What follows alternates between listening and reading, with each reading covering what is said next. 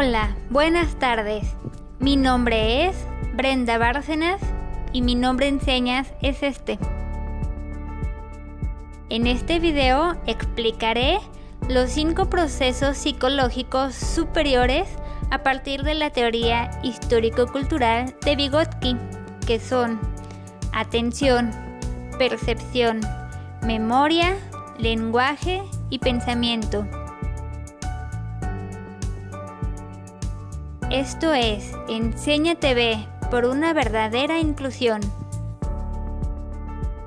Para comenzar, primero les explicaré quién es Vygotsky y qué significa el enfoque histórico-cultural para que les pueda quedar más claro a qué nos referimos cuando hablamos de procesos psicológicos superiores.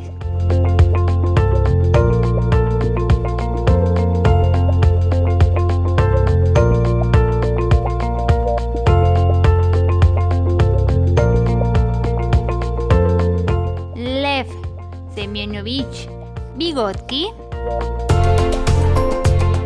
nació el 17 de noviembre de 1896 en Orcha, Bielorrusia.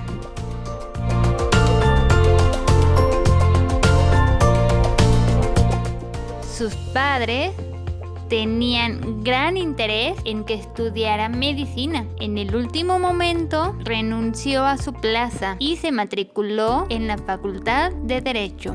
Paralelamente siguió estudios de filosofía e historia. Trabajó como profesor de psicología y literatura y se convirtió muy pronto en una figura central de la psicología de la época. En 1926 perdió su puesto de trabajo a causa de la tuberculosis.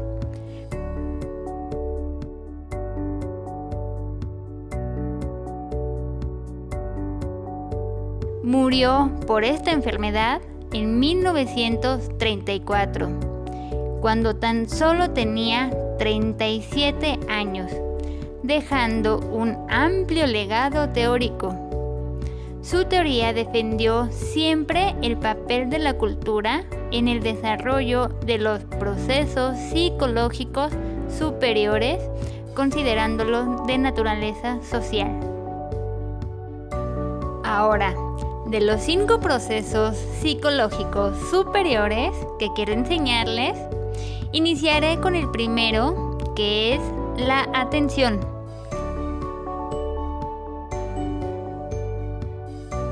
¿Qué significa atención? La atención es un proceso cognitivo que incrementa el grado de activación o alerta del sujeto.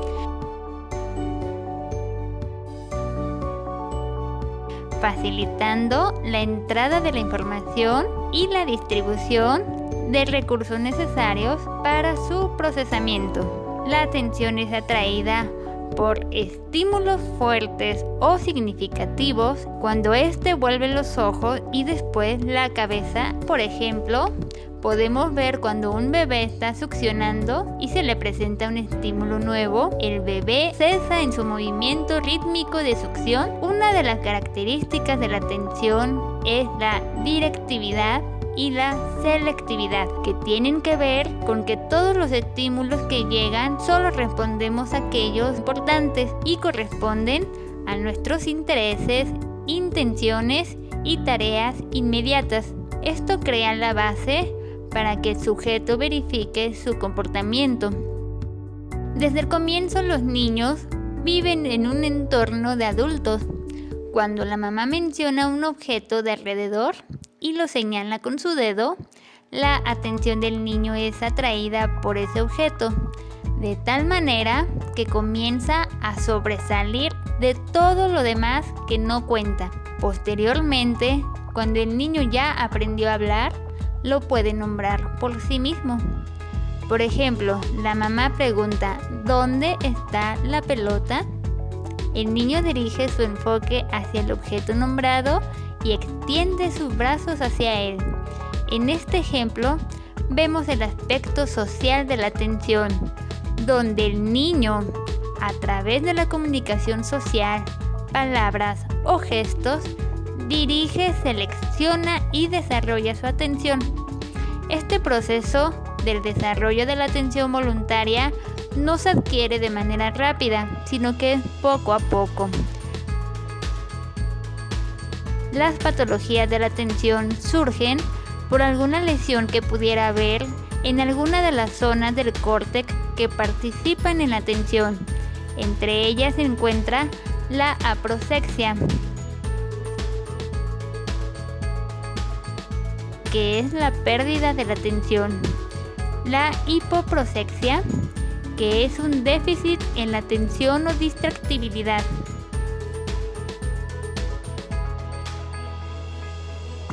y la hiperprosexia, que tiene que ver con el aumento de la atención causando ansiedad y preocupación. Ahora les voy a explicar el segundo proceso psicológico superior, la percepción, la cual, según Vygotsky, significa un proceso activo de búsqueda de la correspondiente información, comparación de las características entre sí, creación de una hipótesis apropiada, después comparación de esta hipótesis con los datos originales. Se inicia con un estímulo que activa los receptores sensoriales, produciendo la transmisión de la información hasta ser recibido por el cerebro, para luego analizar las características con ayuda de códigos del lenguaje. Cuando se percibe objetos familiares, el proceso se abrevia y sigue una serie de atajos, pero cuando son objetos nuevos o no conocidos, el proceso de percepción pasa por todas sus fases. Una lesión en algunas zonas del cerebro puede ocasionar perturbaciones como la agnosia óptica, que es cuando el paciente no puede reconocer objetos.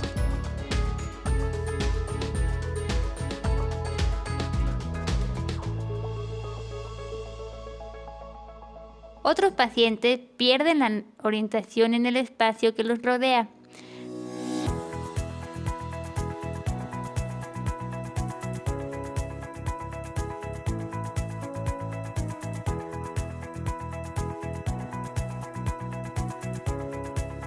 También está la alexia óptica, que es cuando no pueden percibir las letras en una palabra.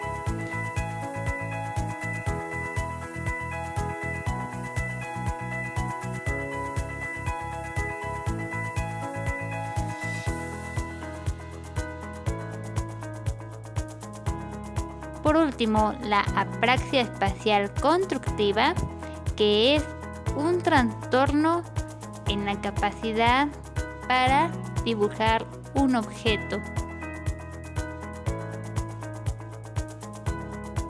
El tercer proceso del que hablaré es la memoria, la cual es un proceso complejo que consiste en una serie de etapas sucesivas de huellas capaces de ser fijadas y almacenadas durante un cierto tiempo. El proceso de memorización comienza con la impresión de datos sensoriales y la impresión solo fija algunos de ellos. Una selección apropiada en el proceso mnésico. La siguiente etapa de este proceso, transferencia de los estímulos visuales. Y por último, la codificación compleja de huellas. El recuerdo tiene naturaleza compleja y activa. Una persona que desea recordar un cierto elemento de información muestra una cierta estrategia de recuerdo, escogiendo los medios necesarios, señalando los signos importantes e inhibiendo los no importantes, seleccionando según el propósito del trabajo los componentes sensoriales, todo esto usando las actividades del lenguaje que constituye el nexo esencial en la transición de la memoria a corto plazo a la memoria a largo plazo. El proceso del recuerdo activo requiere que el sujeto tenga una intención estable y si no existen o es inestable, el recuerdo será imposible. El olvido es el resultado de influencia inhibidora de acciones irrelevantes o interfirientes sobre las huellas previamente impresas.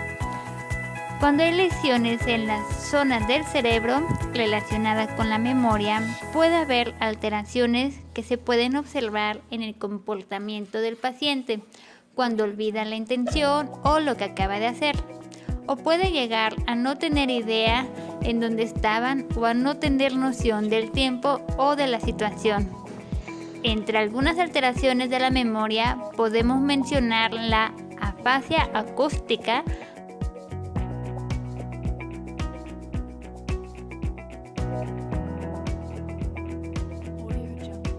donde el paciente no puede retener largas series de sonidos o palabras.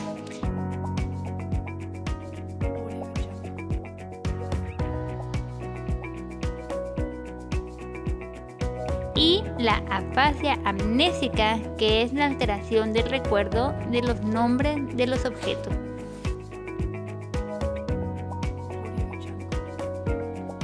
Seguiré con el cuarto proceso psicológico superior, que es el lenguaje.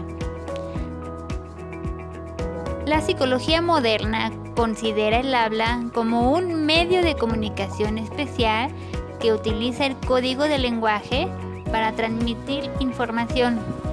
El habla es una forma compleja y específicamente organizada de actividad consciente que incluye la participación del sujeto que formula la expresión hablada y la del sujeto que la recibe.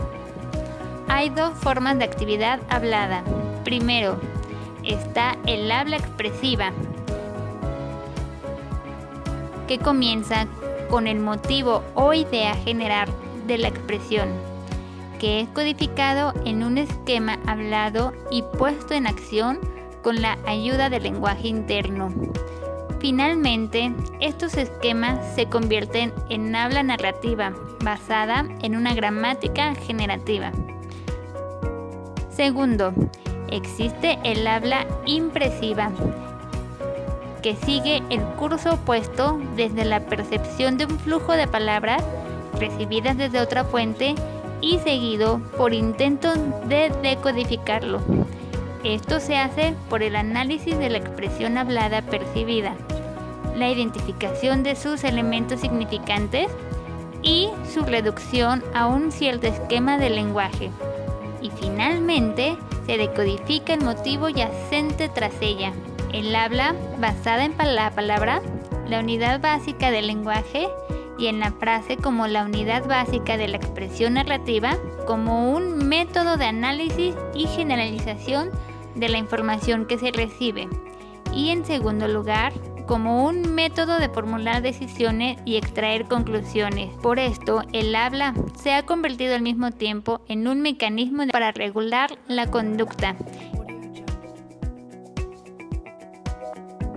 El primer componente del lenguaje es el aspecto fásico o acústico, es decir, sonidos del habla. El segundo componente es el aspecto léxico-semántico,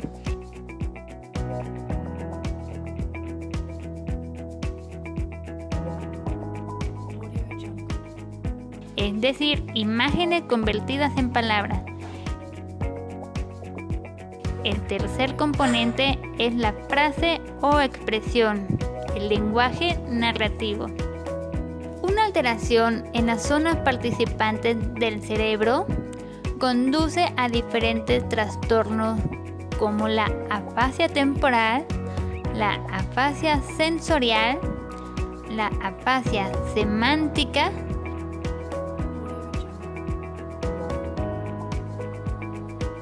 parafasias literales o afasias motoras. Por último, explicaré el quinto proceso psicológico superior, que es el pensamiento.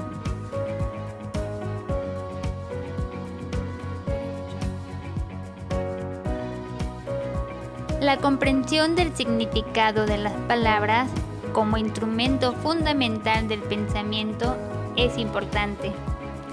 El proceso del pensamiento se puede explicar mediante 6 estadios. El primero es que el pensamiento aparece solamente cuando el sujeto tiene un motivo o un problema. Es decir, el origen del pensamiento es siempre la presencia de una tarea o un problema que debe resolver el sujeto, quien debe primero investigar para descubrir el camino que conduce a una solución adecuada. El segundo estadio es la restricción de las respuestas impulsivas, así como la investigación y el análisis de sus componentes. El tercer estadio es la selección de una alternativa entre varias posibles para decidir cuál es la alternativa más idónea para tener éxito y rechazando al mismo tiempo todas las alternativas inadecuadas. El cuarto estadio, que es el operativo, consiste en escoger los métodos apropiados. Esto se lleva a cabo usando algoritmos lingüísticos, lógicos y numéricos ya desarrollados. El quinto estadio del proceso del pensamiento es la solución real del problema o el descubrimiento de la respuesta. Este estadio debe ser seguido por un estadio de comparación de resultados obtenidos con las condiciones originales de la tarea.